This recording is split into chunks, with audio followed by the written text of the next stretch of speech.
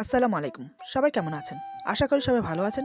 আজ আপনাদের জন্য নিয়ে এসেছি গল্পের ৯ম পর্ব। আশা করি গল্পটি আপনাদের ভালো লাগবে। তাহলে চলুন শুরু করা যাক।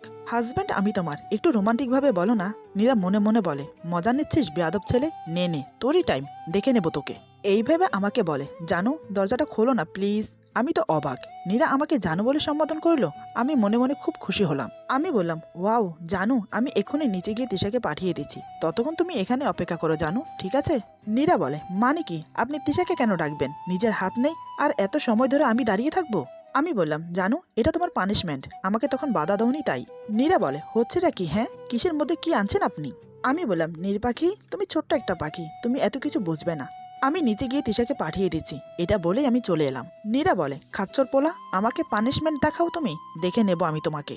এদিকে তিশা এসে বলে, ভাবি, এই ভাবি, কই তুমি? আমাকে ডেকেই নিজে হাওয়া হয়ে গেলে। নীরা বলে, না গো ননদিনী, হাওয়া হব কেন? লুকোচুরি খেলছি তো তাই। দয়া করে দরজাটা খুলে দাও, আমি বের হই। তিশা বলে, তুমি বাহির থেকে দরজা আটকে কি করছো? নীরা বলে, ও মা, জানো না আমি তোমাকে দিয়ে দরজা খোলাবো বলে বাহির থেকে দরজা আটকে আবার ভ্যানিশ হয়ে ভিতরে বসে আছি। তিশা বলে, এ মা, এটা কখনো হয় নাকি? নীরা বলে, হয় না জানোই তো, গাধার মতো প্রশ্ন করছো কেন? বজ্জাতের হাড্ডি দুই ভাই বোন, ভাই দরজা লক করে চলে গেছে আর বোন এসে দরজা খুলে দেওয়া বাদ দিয়ে গাধার মতো প্রশ্ন করছে। তিশা বলে, কি ভাই তোমাকে আটকে গেছে? নীরা বলে, কই না তো, তোমার ভাই কি আমাকে আটকাতে পারে বলো? তিশা বলে, হ্যাঁ সেটাই তো। নীরা বলে, আমার একটা কাজ করে দেবে ননদিনী? তিশা বলে, হ্যাঁ বলো না ভাবি। নীরা বলে, ঝিঙা গাছ চেনো? তিশা বলে, হ্যাঁ চিনি তো, কি করবে? নীরা বলে, ওই গাছের একটা ডাল এনে দিতে পারবে? তিশা বলে, হ্যাঁ কেন পারবো না, কিন্তু কি করবে? নীরা বলে, ঝিঙা গাছের ডাল দিয়ে তোমাদের দুই ভাই বোনকে ইচ্ছে মতো পিটাবো। আমাকে এখানে আটকে রেখে উনি চলে গেল আর তুমি এসে মজা শুরু করেছো। জলদি দরজা খোলো, নয়তো সত্যি তোমাদের কপালে দুঃখ আছে। তিশা বলে, আরে না ভাবি, ওয়েট ওয়েট, এই নাও খুলে দিলাম, এবার এসো। আমি গেলাম বলে দৌড় দিল তিশা। তিশাকে দৌড়াতে দেখে মা বলে, কি রে দৌড়াচ্ছিস কেন? তিশা বলে, কই দৌড়াচ্ছি, আমি তো কলেজে যাচ্ছি। মা বলে, তাই? তাহলে বই ব্যাগ ছাড়াই? তিশা বলে, ওহ মামনি, তুমিও নাই, এই যে সব নিলাম আর আমি গেলাম, বাই ভাইয়া, বাই মামনি, বাই ভাবি। বলেই দৌড়ে বেরিয়ে গেল তিশা। তিশার মুখে ভাবি ডাক শুনে বুঝলাম নীরা বেরিয়ে এসেছে। আমি পিছন করে নীরাকে দেখে হাঁ হয়ে যাই। মনে মনে ভাবছি, বাহ, আমার নীর পাখিটাকে তো আজ মিষ্টি পাখি লাগছে। কিন্তু এই মেয়েটা আবার কেন সাজলো? হ্যাঁ, আমাকে দেখছি পাগল না করে ছাড়বে না ও। এমনিতেই ছোট পাখি, তার উপর এমন সেজেছে, সবাই নজর দেবে না? আবার চুলও ছেড়ে দিয়েছে, কেন শুনি? কাকে দেখাতে হবে? দাঁড়াও দেখাচ্ছি। মা নীরাকে দেখে বলে, কি রে মা, কোথাও যাবি? নীরা বলে, হ্যাঁ মামুনি, কলেজে যাব। মা বলে, খেয়ে নে, আর মিরাজ যাবার সময় বোমাকে কলেজে নামিয়ে দিয়ে যাস। নীরা বলে, না আমি একাই যেতে পারবো। আমি বললাম, আমি জানি তুমি পারবে, বেশি কথা না বলে খেয়ে এসো, আমি গাড়িতে অপেক্ষা করছি, বলে বেরিয়ে গেলাম। নীরা মনে মনে ভাবে, বজ্জাত ছেলে, গুন্ডা একটা, উনি যা বলবে আমাকে তা শুনতে হবে। কেন রে, কে তুই? আমার বর? না, কি বলছি আমি এসব, ও তো আমার বরই, আমি পাগল হয়ে যাব। না নীরা, তুই পাবনার টিকিট কাট, অল্প কিছুদিনের মধ্যে তোকে পাবনায় যেতে হবে। মা নীরাকে ভাবতে দেখে বলে, কি রে মা, কি ভাবছিস এত? নীরা স্বাভাবিক হয়ে বলে, না কিছু না, মনির আপুকে দেখছি না যে। মা বলে, সকালে উঠে ব্যাগপত্র নিয়ে চলে গেছে, তোরা ঘুমিয়েছিলি তাই কিছু বলে যায়নি, পরে ফোন করবে বলেছে। নীরা বলে, বাহ, তাই নাকি? হঠাৎ চলে গেল কেন? মা বলে, আপদ বিদায় হয়েছে, ওর কথা আর ভাবতে হবে না। নীরা মনে মনে বলে, মামনি তুমি বুঝবে না, ও যে কি তা আমি ভালোভাবেই বুঝেছি। এই বলে, আচ্ছা আমি আসছি। মা বলে, দেখে শুনে যাস মা। নীরা বলে, মামনি বাই। নীরা বের হয়ে দেখে আমি গাড়ির সাথে হেলান দিয়ে দাঁড়িয়ে ফোনে গেমস খেলছি। নীরা বিড়বিড় করে বলে, না, আমার গুন্ডাটাকে তো আজ হেব্বি লাগছে, দেখতে একদম চকাচক, আবার ক্রাশ খাইলাম। কিন্তু এভাবে আমি যেমন তাকিয়ে আছি, তাহলে বাইরের সব মেয়েও ওর দিকে তাকিয়ে থাকবে। না, এটা হতে দেওয়া যাবে না, কিছু একটা করতে হবে। ভাব নীরা ভাব। এমন সময় মাথায় একটা বুদ্ধি আসে, তাই সে মাটিতে বসে চেঁচাতে শুরু করে, আহ, কে আছো, আমাকে বাঁচাও, পড়ে গেলাম গো। নীরার চিৎকার শুনে আমি তাকিয়ে দেখি নীরা মাটিতে পড়ে আছে। আমি তাড়াতাড়ি করে নীরাকে তুলতে গেলাম। তৎক্ষণাৎ নীরা 2 হাত ভর্তি মাটি নিয়ে আমার সাথে মাখিয়ে দেয়। আমি বললাম, নীর পাখি, এটা কি করলে? নীরা বলে, বাজে দেখাচ্ছিল, যান চেঞ্জ করে আসুন। আমি বললাম, কিন্তু তুমি তো। নীরা বলে, আমার হাত পা আছে, পড়ে গেলে উঠতে পারি, আপনি জলদি যান, আমার কলেজে দেরি হয়ে যাচ্ছে। আমি কিছু বুঝলাম না আমার সাথে কি ঘটে গেল। আমি বাড়ির ভিতরে ঢুকে গেলাম চেঞ্জ করার জন্য। নীরা বলে, কি বিচ্ছু ছেলে, আমাকে আটকিয়ে রেখে আসছিলে না? এটা তার শাস্তি ছিল, চেনো না আমাকে, বেটা বজ্জাত। একটু পর আমি বের হয়ে এলাম চেঞ্জ করে। আমাকে দেখে নীরা হাঁ হয়ে যায়, কারণ এবারে ড্রেস আপ আগের থেকে আরো জটিল। হোয়াইট টি শার্ট, বুক বরাবর কাটা, বুকের লোমগুলো হালকা দেখা যাচ্ছে, হোয়াইট প্যান্ট, চোখে সানগ্লাস। নীরা বলে, এটা কি হলো? এই বলে নিজের কপাল নিজে চাপড়িয়ে আবার বলে, এটা কি করলাম, এর থেকে আগে একটু কম সুন্দর দেখাচ্ছিল। আমি ওর সামনে গিয়ে বললাম, জান পাখি, এখন কেমন লাগছে? নীরা আমার আপাদ মস্তক দেখে বলে, খুবই বাজে। আমি বললাম, নীর, মিথ্যে কথা একদম বলবে না। আমি জানি আমাকে খুব সুন্দর দেখাচ্ছে, না হলে তুমি এমন করে তাকিয়ে থাকতে না। আমার কথা শুনে নীরা অন্যদিকে তাকিয়ে মনে মনে বলে, কি যে করিস না তুই নীরা, এভাবে তাকিয়ে থাকার কি আছে? কি ভাবলো ও? আমি বললাম, জান পাখি, আমি কিছু মনে করিনি জানো। বলেই আমি নীরার সামনে এসে দাঁড়াই। আমি বললাম, এটা দিয়ে চুলগুলো বেঁধে নাও। নীরা বলে, চুলের কাঁটা আবার আনলেন কেন? দেখছেন না আমার চুল ভিজা, পানি পড়ছে চুল থেকে। আমি বললাম, এজন্যই চুল বেঁধে নিতে বলছি, কারণ এই সৌন্দর্য দেখার অধিকার শুধু আমার, বাহিরের কারণ না। তাড়াতাড়ি চুল বেঁধে গাড়িতে ওঠো। নীরা বিড়বিড় করে বলে, আজব তো, চুল থেকে পানি পড়ার মধ্যে আবার কিসের সৌন্দর্য লুকিয়ে আছে? নীরা চুল বাঁধছে, আর আমি এক পা দুপা করে একদম নীরার গা ঘেঁষে দাঁড়ালাম। তারপর নীরার গালে দু হাত রেখে ওর মুখ উঁচু করে কিস করতে যাব, ঠিক তখনই নীরা আমার পায়ের উপর জোরে পা মেরে দেয়। আমি ব্যথায় কুকিয়ে উঠে বললাম, উফ আল্লাহ গো, এটা কি করলে নীর? উফ। নীরা বলে, কেন বাধা দিলাম? আপনি তো একটু আগে বললেন আপনি যখন আমার কাছে আসবেন তখন যেন আপনাকে বাধা দেই, তাই আর কি। চলুন চলুন, দেরি হয়ে যাচ্ছে আমার। বলেই নীরা গাড়িতে উঠে গেল। আমি বললাম, এ কেমন মেরে বাবা, আমার কথা আমাকে ফাঁসালো? বলেই আমি গাড়িতে উঠে গাড়ি নিয়ে বেরিয়ে পড়ি। নীরাকে কলেজে নামিয়ে দিয়ে অফিসে চলে যাই। যাবার সময় বলে গেলাম, অফিস থেকে ফেরার পথে আমি তোমাকে নিয়ে যাব। নীরার অনেকদিন পর আজ কলেজে এসে খুব ভালো লাগলো, কিন্তু ওর খারাপ একটাতেই লাগলো, আশিক ওর সাথে কথা বলছে না। অনেক চেষ্টা করলো আশিকের সাথে কথা বলার, কিন্তু আশিক কথাই বলে না। কলেজ শেষ হবার পর নীরা আশিকের হাত ধরে টানতে টানতে ক্যাম্পাসে নিয়ে গেল। ওখানে গিয়ে নীরার চক্ষু চড়ক গাছ, কারণ এসে দেখে আমি আমার বন্ধুদের সাথে আড্ডা দিচ্ছি, আর আমাকে ঘিরে কিছু মেয়েও বসে আছে। একটা মেয়ে আবার আমার গা ঘেঁষে বসে আছে। আমি সবার সাথে খুব হাসি তামাশা করছি। নীরা এসব কাণ্ড দেখে মনেই নেই ও আশিকের হাত ধরে আছে। আমাকে এই অবস্থায় দেখে রাগের চোটে আশিকের হাতে চাপ সৃষ্টি করছে, সেদিকে নীরার কোনো খেয়াল নেই। আশিক বলে, নীরা কি করছিস, আমার হাতে লাগছে তো। এটা শুনে নীরা আশিকের হাত ছেড়ে দিয়ে তারপর কলেজ থেকে বেরিয়ে আসে, আমাকে কিছু না বলে। নীরার এরকম ব্যবহার দেখে আশিক তো আরও রেগে যায়। সেও কলেজ থেকে বেরিয়ে আসে নীরার সাথে। আশিক বাইরে এসে দেখে নীরা কারোর বাইকে বসে নখ কামড়াচ্ছে। আশিক বলে, কার বাইক এটা? নীরা বলে, জানি না। আশিক বলে, জানিস না মানে? তো এভাবে বসে আছিস কেন? নীরা বলে, আমার মন চাইছে তাই। আশিক বলে, নিজেকে কি ভাবিস হ্যাঁ? সব তোর কথা মতো চলবে? সেদিনের পর থেকে নো কল নো খবর। আমার কলটাও তুই রিসিভ করিস না কেন? ওই মিরাজের ভয়ে? তোকে আমি আগেও বলেছি আর এখনও বলছি, আমি মরতে ভয় পাই না, কিন্তু তোকে ছাড়তে পারবো না। আর তুই কি করলি? তোর সাথে আমার কোনো কথা নেই। এদিকে আশিকের কোনো কথাই নীরার কানে যাচ্ছে না। ওর চোখে শুধু আমার বন্ধুদের সাথে গল্প করার দৃশ্য ঘোরপাক খাচ্ছে। আশিক বলে, কি রে, কথা কানে যাচ্ছে না? এমন সময় আমি বন্ধুদের সাথে বেরিয়ে আসি। এদিকে আশিক নীরার উপর রাগ করে চলে যাবার জন্য বাইক এক্সট্রা দিতে থাকে। নীরা আমাকে দেখে তাড়াতাড়ি বাইক থেকে নেমে আশিকের বাইকে উঠে পড়ে। এটা দেখে তো আমার মাথা পুরোই আগুন হয়ে যায়। নীরা আর আমার চোখাচোখি হতেই নীরা আমাকে মুখ ভেসকি দেখায়, তারপর আশিকের কাঁধে হাত দিয়ে চলে যায়। আমি বললাম, আজ আসো বাসায়, তোমার বাইক ওঠার শখ আমি বের করছি। নীরা বাসার সামনে এসে বলে, আশিক আমাকে এখানে নামিয়ে দে। আশিক বাসাটা দেখে বলে, এটা কার বাসা? এটা তো তোর বাসা না। নীরা বলে, কাজিনের, তুই বেশি কথা না বলে আমাকে নামিয়ে দে তো।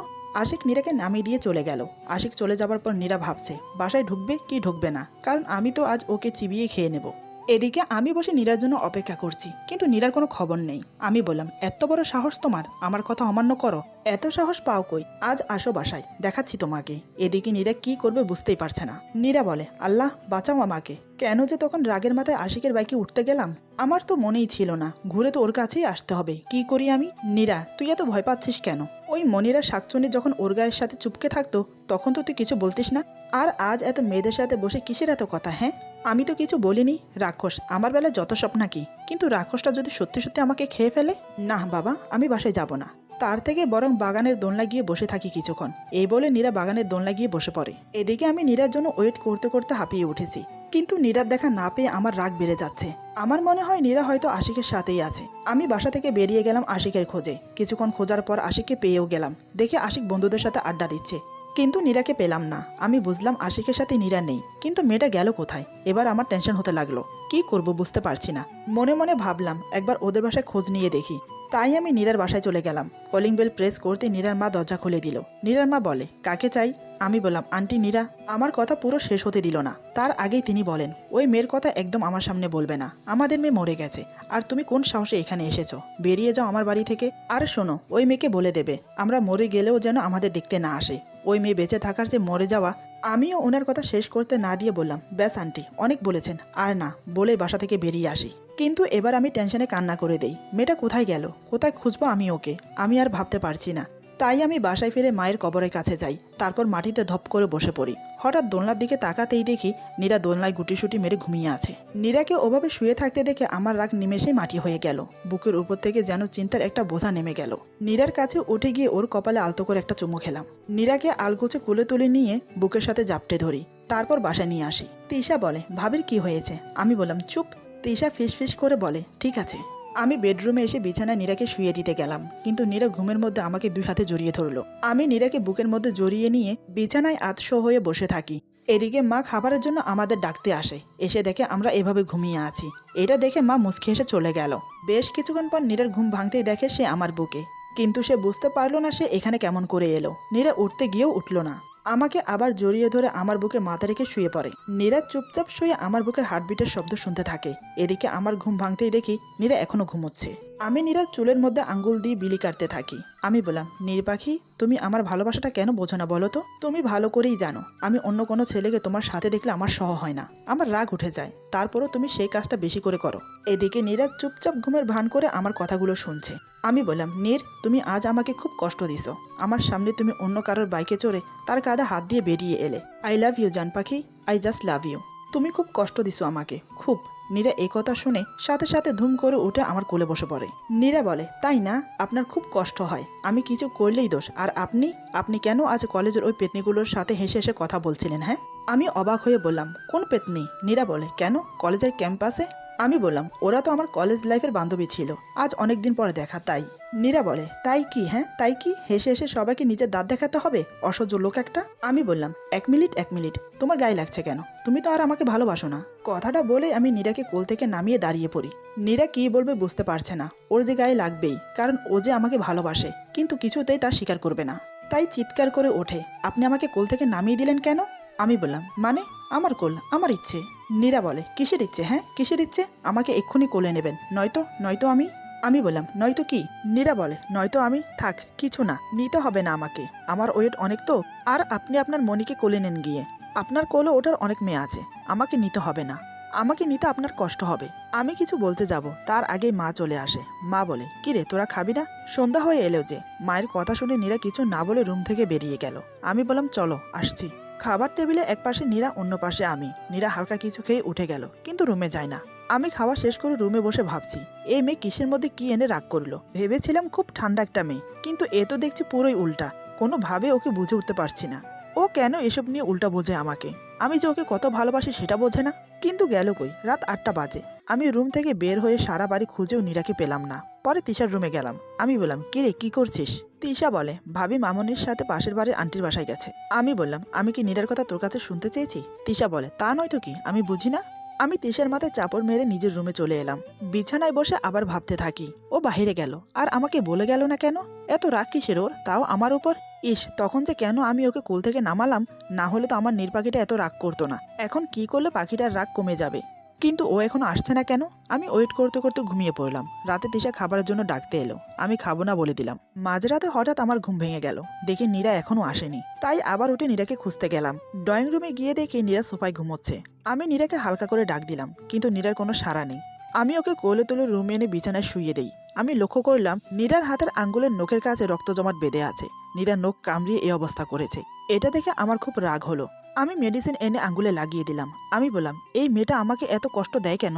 নখ কি খাবারের জিনিস নাকি বুঝি না, মনে হচ্ছে থাবড়িয়ে দাঁতগুলো ফেলে দেই। নীরা ঘুমের ঘরে বলে, তুমি আমাকে ভালোই বাসো না, তাই তো কোলে নিলে না।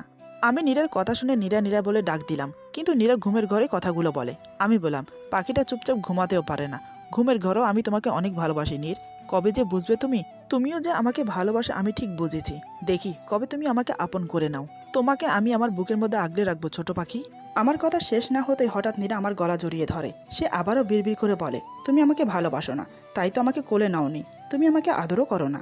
ওর কথা শুনতে শুনতে আমার হাসি পাচ্ছে। মেয়েটা যে ঘুমের মাঝেও বকে আমি জানতাম না।